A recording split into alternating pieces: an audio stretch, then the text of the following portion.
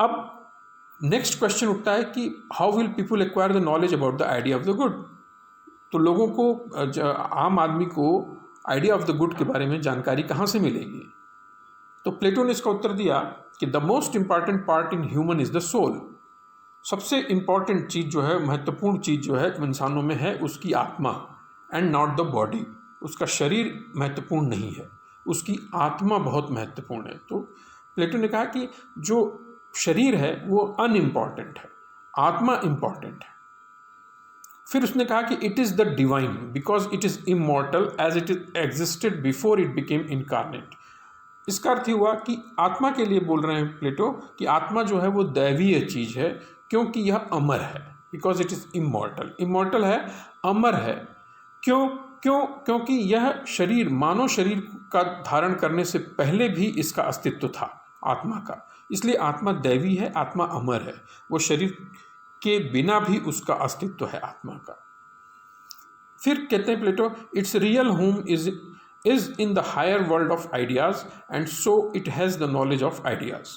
आत्मा का वास्तविक घर उच्च दुनिया है, वो विचारों की दुनिया है, आइडियाज़ की दुनिया, जो उच्च दुनिया है, वहाँ पर आत्मा का घर है, वो असली घर वो है। और इसलिए आत्मा को उन आइडियाज़ का नॉलेज है, उन आइडियाज़ का ज्ञान है जो उच्च दुनिया में मौजूद है। तो नेक्स्ट बुलेट पॉइंट कहता है, प्लेटो कहता है कि the soul has to recollect those ideas through the senses of body to get at the truth और आइडिया ऑफ ट्रुथ।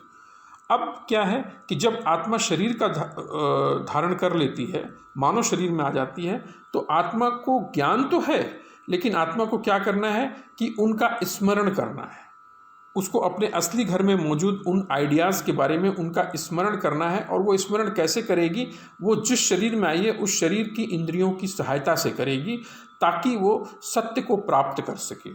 और आइडिया ऑफ ट्रुथ, जो कि उसका भी एक, ट्रुथ का भी एक आइडिया है जो कि रियल होम में है, उस सत्य को प्राप्त कर सके, उस सत्य को पहचान सके। क्योंकि आत्मा को वो नॉलेज है, लेकिन आत्मा को वो स्मरण करना है।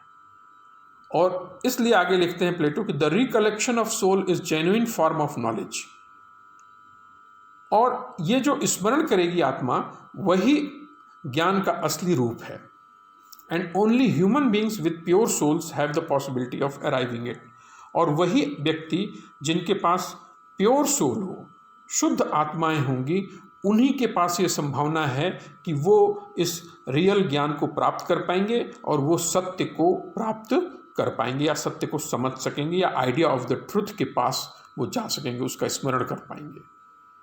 प्लेटो का अगला बुलेट पॉइंट ये कहता है कि not all souls are pure as there is a good deal of alloy in the incarnate souls.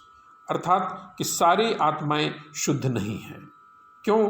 क्योंकि जितनी भी आत्माओं ने शरीर धारण किया है, उनके अंदर कुछ अपमिश्रण है, कुछ खोट है, बहुत सारा।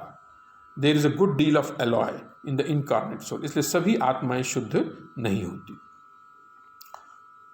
ये पॉइंट हम बाद में लेंगे, जब प्लेटो ने अपने मिथक के बारे में बात की थी और ये कहा था कि गॉड ने जो है गोल्ड, सिल्वर और आयरन, इन तीन चीज़ों का इस्तेमाल किया है, और इन तीन चीज़ों के इस्तेमाल से उन्होंने इंसानों को बनाया है।